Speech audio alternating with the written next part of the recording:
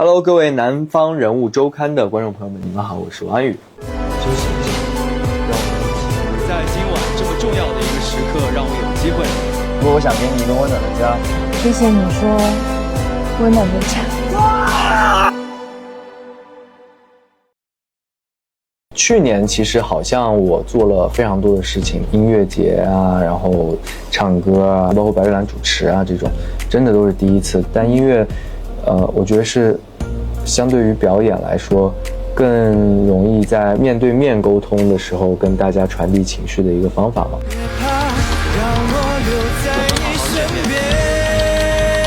最后一首歌了，大家过得开心吗？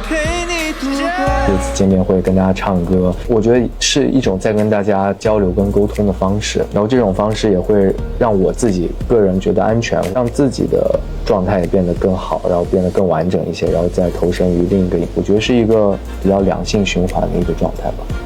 因为说实话，就是在面对大众舞台，只有去年的音乐节跟这一次的见面会，我觉得我就有进步了。因为第一次音乐节我手抖得特别厉害，这一次见面会我完全没有抖，我就觉得这对于我来说就是很大很大的进步了。所以可能下一次我就会更游刃有余一些。不是愤怒，爱是愤怒，是我对你的遭遇保持愤怒，对恶保持愤怒。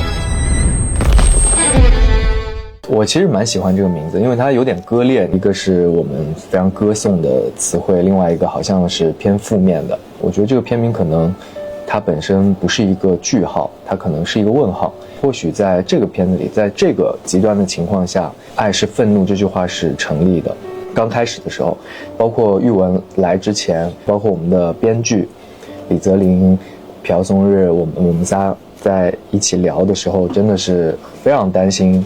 这个点。我们可以去讨论一个男性的成长，但可能以这个为前提的话，我觉得可能我们也更应该去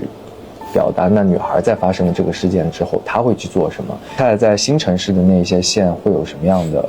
作为，其实是我们后面在讨论中不断的在深化它的。现在对于女性受伤被伤害的这个东西是特别敏感的一个点嘛。她一开始的愤怒，她更多的来自于他的无措，他的慌乱。我觉得那个是，就作为一个男人或者一个男孩，他在自己觉得最美好的一段时间的最甜蜜的爱情的顶峰的时候，经受这种事件，他是肯定是不知道自己要做什么，他没有保护自己爱的女孩，所以第一时间他选择的就是我要去解决问题，我要去为他复仇，我要打倒他，把这个仇给报回来，这个就是最原始的东西。然后当他被更没有尊严的击倒在那个停车场，然后还被打掉了2颗牙的时候，我错了，不准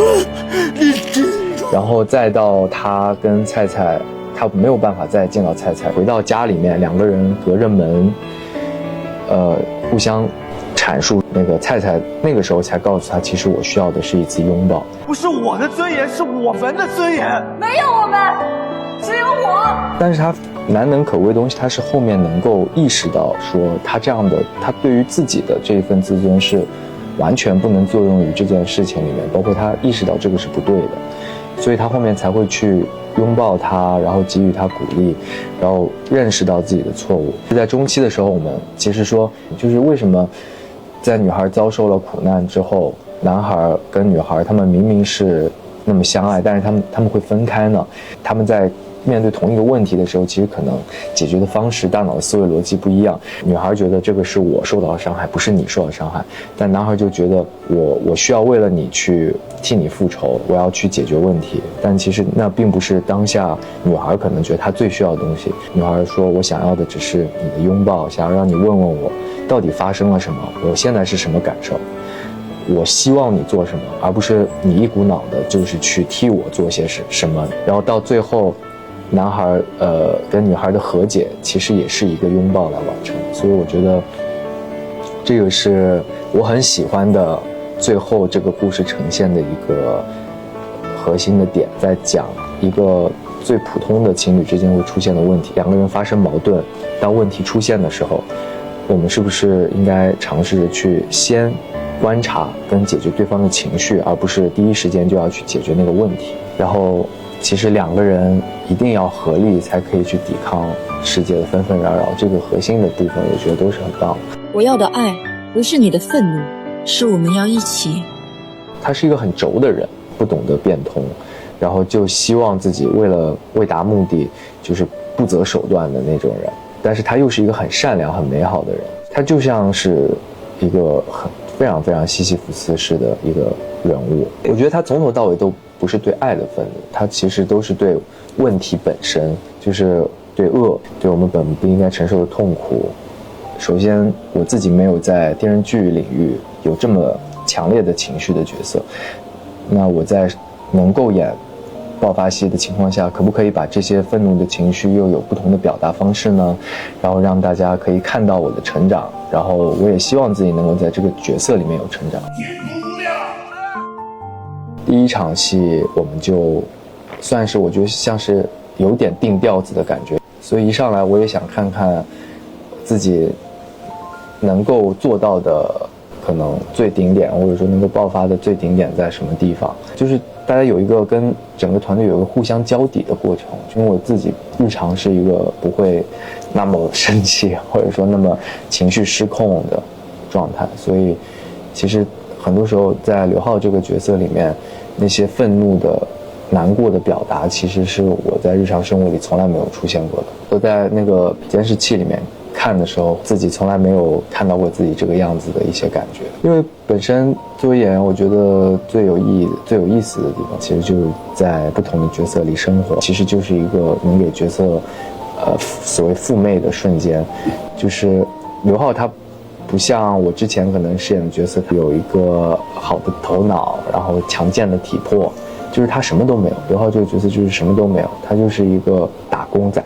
然后努力为了自己的生活变好而努力向上，为了自己的爱情努力拼搏的一个年轻人，然后遭遇了这种最不普通的事件，他会产生什么样的情绪？那是我作为演员来说想要去体验的情感，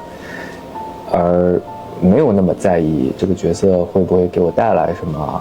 然后他这个剧本是不是特别的市场，能够被大家喜欢的时候，我就觉得我应该还是很喜欢表演这件事情。那个时候能够意识到。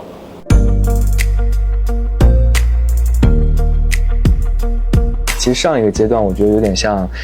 值得爱时期，就是我在努力的挑战，你就会觉得值得爱我的情绪浓度特别的强烈，我拍摄的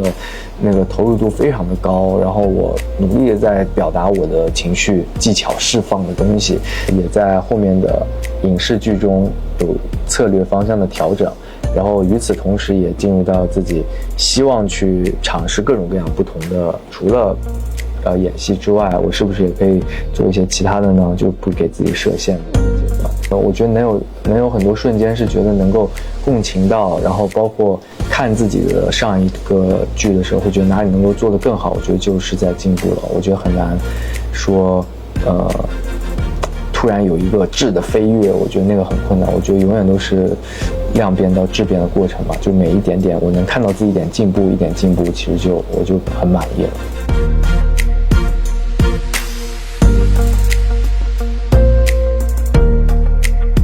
因为我一直都处在一个我觉得自己还是一个很知足的状态里，当然也经历了很多的不愿意经历的过程啊，包括也会有很多失望的时刻或者沮丧懊悔的时刻，对，但是我都尽可能的不跟大家分享，不只对父母，就对身边所有人，其实都是报喜不报忧的状态。其实有我大部分的情绪波动的情绪出口，其实就是我在看电影、